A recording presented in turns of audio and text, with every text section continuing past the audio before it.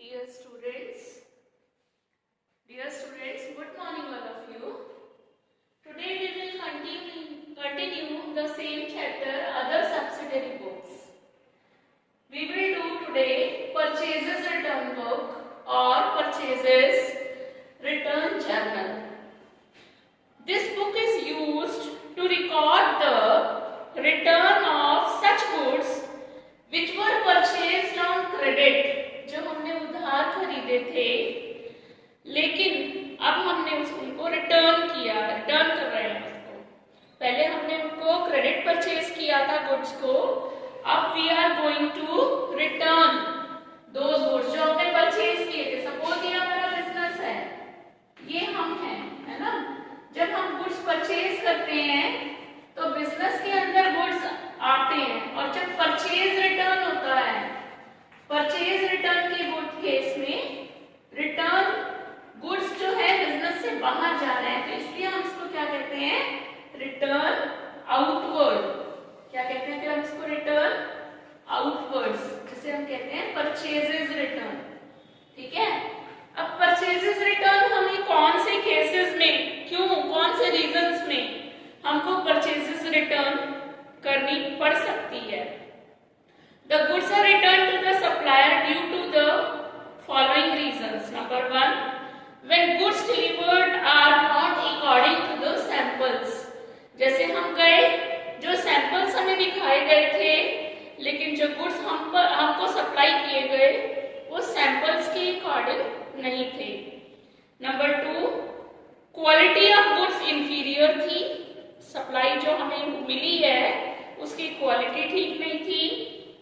Third reason हो सकता है कि गुड्स जब हमारे पास पहुंचाए जा रहे थे, इन ट्रांजिट गुड्स डैमेज हो गए। Number 4, when the price charge in the invoice is in excess of agreed price. Price जो आपने बताया था हमें, जब आपने इनवॉइस बना के भेजी तो उससे एक्स्ट्रा प्राइस लगा के भेज दिया और गुड्स की डिलीवरी टाइम पे ना की हो।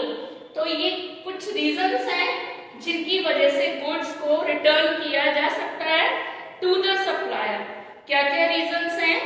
When goods are not according to the sample, when goods are not according to the order और quality of the goods supplied is inferior, when goods are defective और they are damaged in transit, when the price charged in the invoice is in excess of the agreed price, and when the goods have not been delivered in time.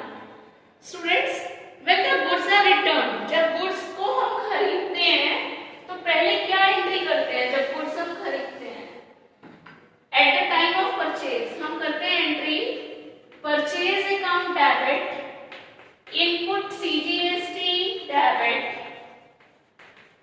input SGST debit, SGST debit, input IGST हो सकती है in case of interstate purchase of goods to creditor या to supplier। ये credit purchase की, तो credit purchase करते वक्त supplier को क्रेडिट किया गया है और जब हम रिटर्न करते हैं तो सप्लायर क्या हो जाएगा, eight the time of return of goods supplier debit हो जाएगा टू परचेजेस रिटर्न, और जितने की गुड्स हमने रिटर्न किए हैं उस एक्सटेंट तक इनपुट सीजीएसटी रिवर्स हो जाती है, input CGST to input SGST reverse हो जाती है रिटर्न के केस में to the extent of the goods return. ठीक है, और टू इनपुट आईजीएसटी। ठीक है, तो अब बच्चों आपने देखा जब हमने परचेज किया था तो सप्लायर को क्रेडिट किया था, रिटर्न के केस में हम क्या कर रहे हैं, परचेजेस रिटर्न के केस में सप्लायर को डेबिट कर रहे हैं। तो when the goods are return एक डेबिट नोट तैयार किया जाता है and is sent to the supplier with the return goods. Supplier को भेज दिया जाता है कि इतने गुड्स की रिटर्न हुई है। A debit note contains the name of the party to whom the goods have been returned। Debit note होता है, किसको रिटर्न किए जा रहे हैं? Details of the goods return and the reason for returning the goods. कौन से goods return किए जा रहे हैं, उसकी क्वांटिटी क्या है, ठीक है, और क्या रीजन है किसकी वजह से गुड्स को हम रिटर्न कर रहे हैं। Each debit note is serially numbered, dated, उस पर नंबरिंग होती है, उस पर डेट डाला जाता है। Is prepared in duplicate, double बनाया जाता है, डुप्लीकेट में बनाया जाता है। Original copy is sent to the supplier informing him the amount for which the account has been debited. जो डेबिट नोट की ओरिजिनल कॉपी होती है वो सप्लायर के पास भेज दी जाती है, जिसके अंदर इंफॉर्मेशन होती है कि कितने अमाउंट तक के गुड्स जो हैं आपको रिटर्न किए जा रहे हैं, ठीक है। तो it is called a debit note because the parties account is debited. ये मैंने आपको क्लियरली बता दिया।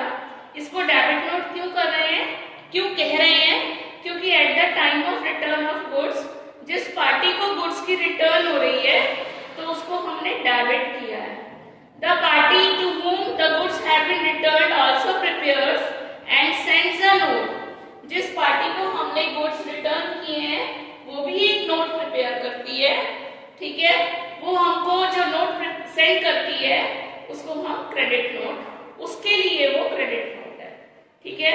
Now format of purchase return book. Format of purchase return book, in front of you on the board, it is the format of purchase return book. Again, it has the same number of columns. 10 columns are there. Date, particulars. वहाँ invoice number पड़ता था purchase book में, यहाँ debit note जो हमने उसको भेजा है उसका नंबर पड़ेगा। Ledger folio, details, purchase return कितनी हो गई, इनपुट सीजीएसटी, इनपुट एसजीएसटी जो रिवर्स हो रही है, अगर इंटरस्टेट है तो इनपुट आईजीएसटी, और टोटल अमाउंट यहाँ आ जाता है। अब इसका एक इलस्ट्रेशन देखते हैं, illustration 5। Enter the following transactions in the purchase return book of Govind traders.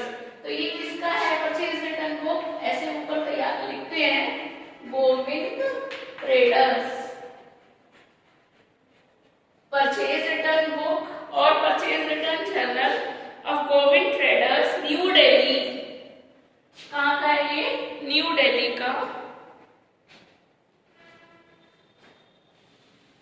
New Delhi. Assuming that CGST is charged at the rate of 6% per annum and SGST at the rate of 6%। मतलब इसका मतलब क्या है, स्टेट इंट्रा स्टेट है, with in the state है, और CGST का rate भी 6% पर एनम है और एसजीएसटी का रेट भी 6% पर एनम है। जून 15 को first transaction is taking place, June 15।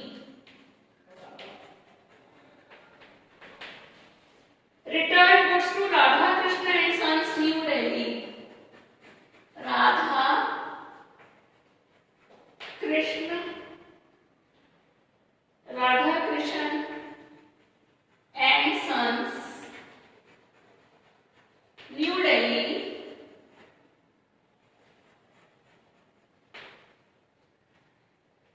20,000 के गुड्स इसको रिटर्न किए, डेबिट नोट नंबर है 140। 20,000 के गुड्स इसको रिटर्न किए और इस पर trade discounted 10% less trade discount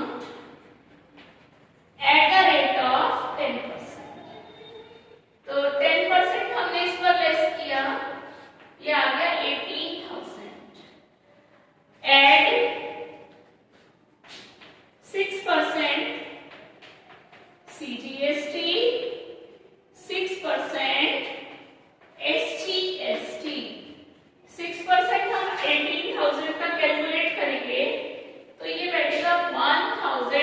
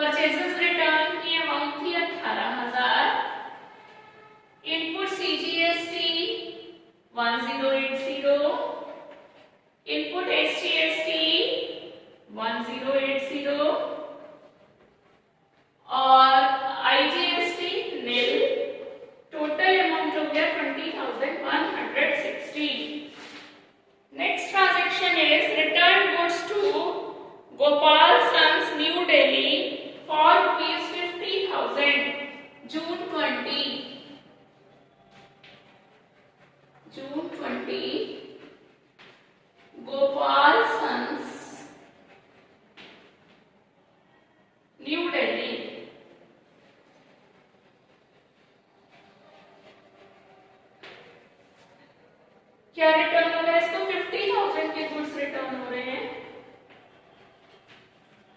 और ये कह रहा था goods are not according to the samples और डेबिट नोट नंबर है 141।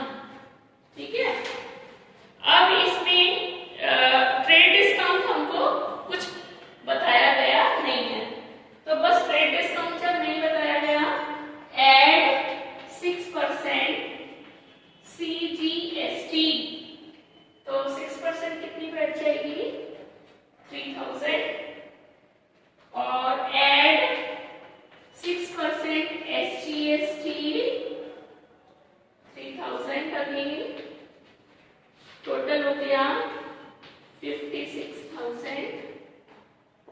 परचेजेस रिटर्न की 50,000 की और 3,000 हो गया CGST और 3,000 हो गया SGST और ये हो गया हमारा टोटल 56,000। ठीक है बच्चों, समझ में आ रहा होगा आपकी।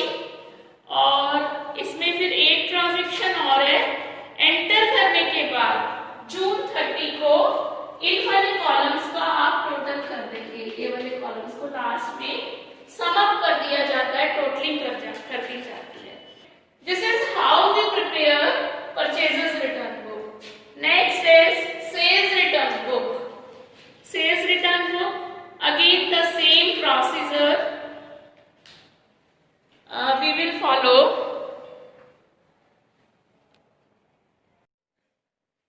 Now students, we are going to learn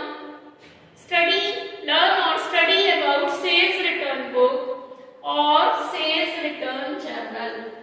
This book is also called return inward book. Return inward book. Inward क्यों कहा इसे? गुड्स को हमने सेल किए थे कस्टमर को, फिर कस्टमर ने हमको रिटर्न कर दिए, तो गुड्स हमारे पास बिजनेस में इनसाइड आ गए, इसलिए इसको रिटर्न इनवर्ड बुक भी कहा जाता है।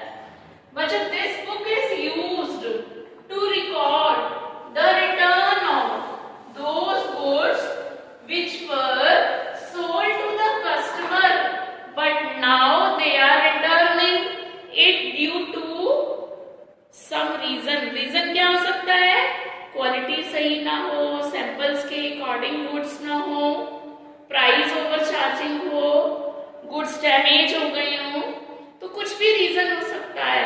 ठीक है, तो जब when the goods are received back, जब हम गुड्स की सेल करते हैं on the at the time of sale of goods, हम क्या एंट्री करते हैं, debtor debit, yes, customer debit to sales account, credit sale है ये, to output CGST, to output SGST, to output IGST, है ना। तो यहाँ पर कस्टमर डेबिट था at the time of sale, और जब सेल्स रिटर्न के टाइम पर फिर एंट्री क्या बन जाती है, कैश सेल भी हो सकती है ये, लेकिन कैश सेल यहाँ पर नहीं आती, इसलिए कैश सेल नहीं होगी, क्योंकि cash cell cell return book में नहीं आएगी, सेल रिटर्न कैश वाली नहीं आएगी, वो कैश बुक में जाएगी। तो यहाँ पर रिटर्न के केस में एंट्री बन जाएगी सेल्स रिटर्न अकाउंट डेबिट। ठीक, ये output CGST will be reversed, debit हो जाएगी, output CGST debit, output SGST debit, output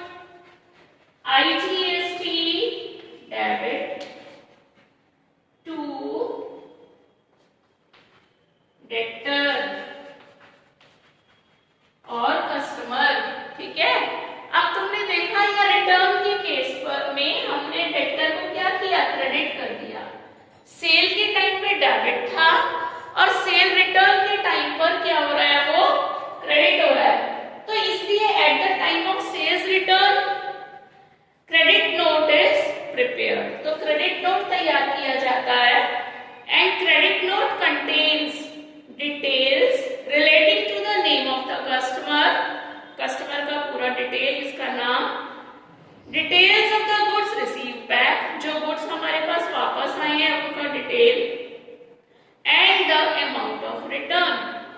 each credit note is serially numbered and dated. Her credit note का एक नंबरिंग होती है और उस पर डेट होती है। This note is called a credit note because the party's account from whom the goods are received back is being credited at the time of sales return. Now this is the format of sales return book. Again the same 10 columns are there. I am erasing this entry. These entries I am erasing.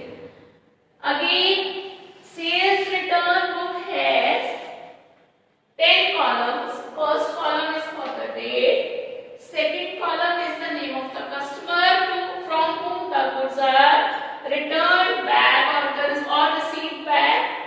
Credit note number, details, amount of purchases returned, output CGST, output SGST, output IGST, and total amount. I am taking illustration 6 of D.K. Goyal. Prepare sales return book in the books of Ram Lal and Company. तो sales return book of किसकी है? Ram Lal and Company. Of Ram Lal and Company, assuming that CGST is at the rate of 6% and SGST is also at the rate of 6%. और ये कहाँ का है? हिसार हरियाणा, हिसार हरियाणा, ठीक है। April 6, 2018, April 6, goods returned by Ganga Prasad and Company, Karnal. Ganga Prasad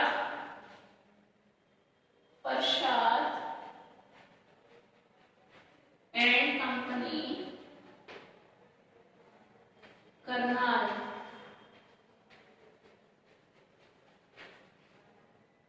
Haryana.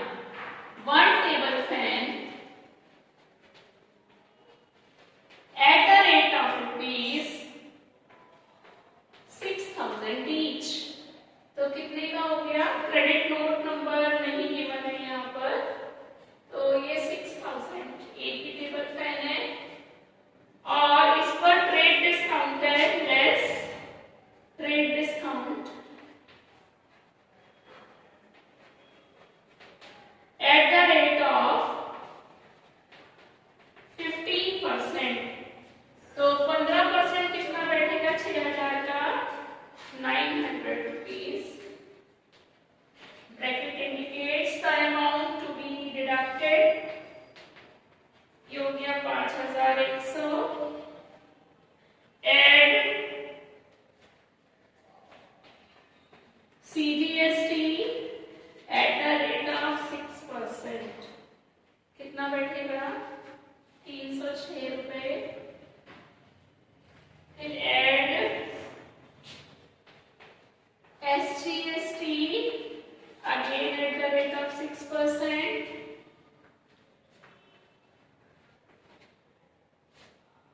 Total amount हो गया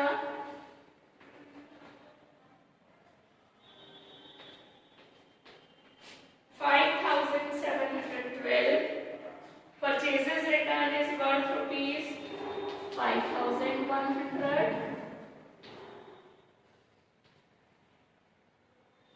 CGST is 306.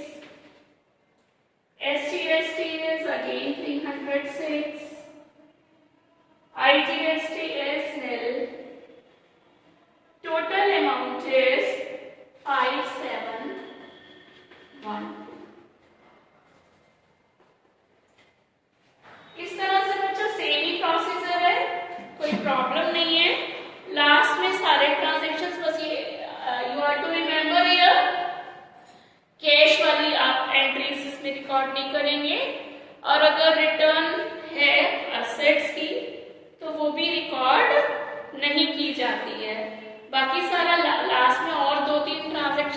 की सेल रिटर्न हुई है, सारी एंट्रीज करके बोर्ड पर स्पेस कम होता है, इससे छोटा लिखने पर विजिबिलिटी नहीं होती है आप लोगों को, तो इसका एडिशन कर दिया जाता है। ठीक है, अब एक चीज और है, जर्नल प्रॉपर और जनरल जर्नल। जर्नल प्रॉपर बच्चा, जो एंट्रीज किसी भी सब्सिडरी बुक में नहीं आती, फिर वो कहाँ जाएंगी, उनको कहाँ एंटर करेंगे, उनके लिए फिर हम जर्नल प्रॉपर तैयार करते हैं। ये सब्सिडरी बुक्स में ये जर्नल का ही डिवीजन है, सब्सिडरी बुक्स जर्नल ही है ये सब, और जर्नल प्रॉपर जो अभी जर्नल बनाना सीखा था, और जनरल और general journal.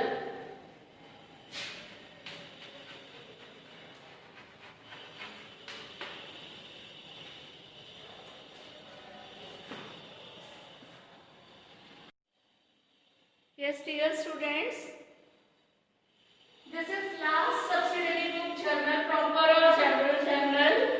This you have studied earlier also in the chapter of journal. After the subdivision of journal, जब हम journal का subdivision करते हैं, कहाँ करते हैं journal का subdivision? When the business is big, the transactions are more, and when each and every transaction cannot be recorded in journal, then the journal is subdivided into many subsidiary books. And what are those? Cash book, purchase book, purchases return book, sales book, sales return book, bill receivable book, bills payable book, journal proper. ये 8 subsidiary books हैं.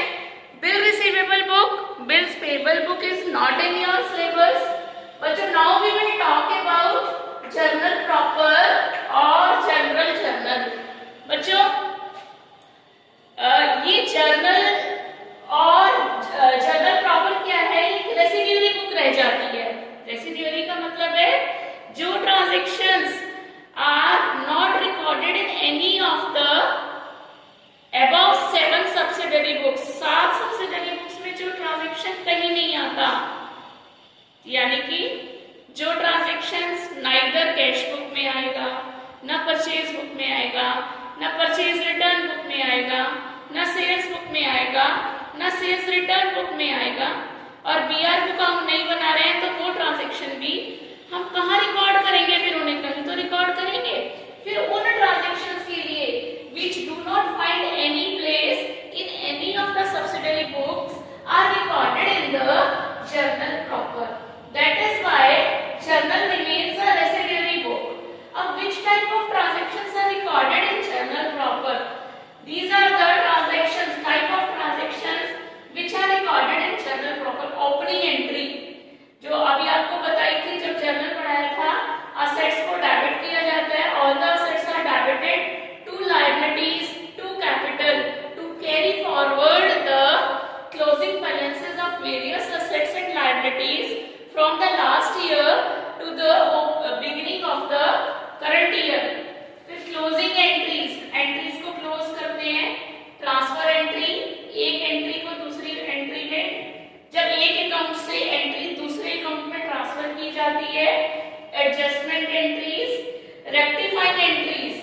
Rectifying entries का क्या मतलब होता है, कोई error हो जाता है, चैप्टर पढ़ोगे इसका भी, कोई एरर हो जाता है तो एरर को करेक्ट करने के लिए ना तो हम पेज को काटते हैं, ना ही इरेज करते हैं, बल्कि उसको करेक्ट करने के लिए एक रेक्टिफाइड एंट्री बना देते हैं। Adjustment entries are required at the time of preparation of final accounts. जो अनरिकॉर्डेड आइटम्स रह जाते हैं, ये जो एडजस्टमेंट एंट्रीज हैं, इनकी जरूरत पड़ती है जब हम फाइनल अकाउंट्स बनाते हैं, to record the unrecorded items. जैसे for example closing stock, outstanding expenses, prepaid expenses, depreciation on fixed assets, interest on capital. Rectifying entries मैंने आपको बता दिया, एरर्स को रेक्टिफाई करने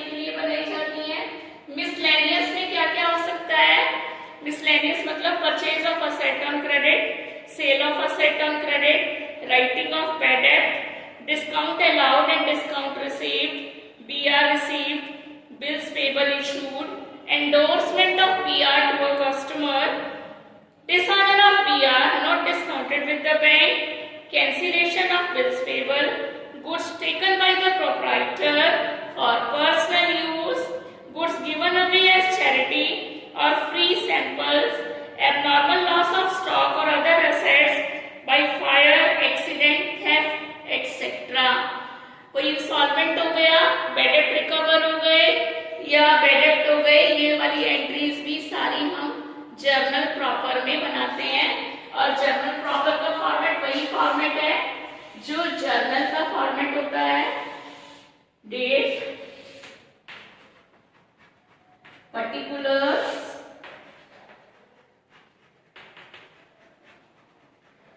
ledger folio, amount debit, amount credit।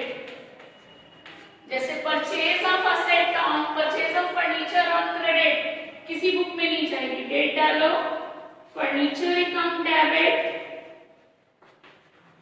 To creditor. इस तरह से जो जर्नल कंफ्यूज नहीं होना है, इसलिए मैंने तुम्हें एंट्री करके दिखा दी है। अगर 50,000 का फर्नीचर परचेज किया है तो इस तरह से बैड डेब्ट हो गए तो एंट्री क्या बन जाएगी, बैड डेब्ट अकाउंट डेबिट, क्योंकि ये किसी बुक में नहीं जाएंगे, किसी सब्सिडरी बुक में, टू डेब्टर अकाउंट। ये सब सिखाया जा चुका है। तो ऐसे ट्रांजैक्शन जो किसी सब्सिडरी बुक में नहीं जाते हैं वो जर्नल प्रॉपर में उसकी एंट्रीज, जर्नल एंट्रीज रिकॉर्ड कर दी जाती हैं। That's all for today's class. Thank you students, thank you very much. Watch the videos very carefully and afterwards do the numericals. We will send you through PDF. Thank you, students.